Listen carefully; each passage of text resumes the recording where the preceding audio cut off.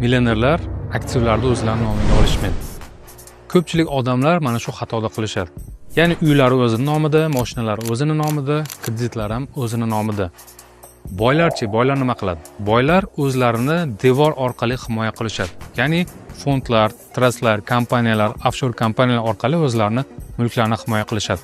Maqsad bitta: sudlardan, hukumatdan va boshqa kreditlardan o'zini himoya qilish. O'zlari minib yurgan mashinalar yoki samolyotlar kompaniyaning nomida yoki o'sha saroylari ham qaysidir fondlarning nomida. Bu yerda paradoks shundaki, ular hech narsaga egalik qilmaydi, lekin hamma narsani nazorat qilishadi.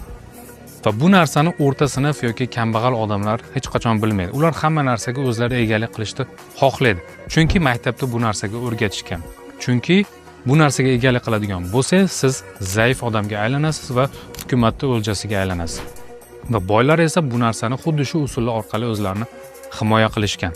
Agar siz boylarni yuritayotgan tizimlari, texnikalari va qonun-qoidalarni chuqurroq o'rganmoqchi bo'lsangiz, men aynan mana shu mavzuda bitta maxsus video tayyorladim. Bepul darsni qo'lga kiritish uchun kommentariyada plus qoldiring.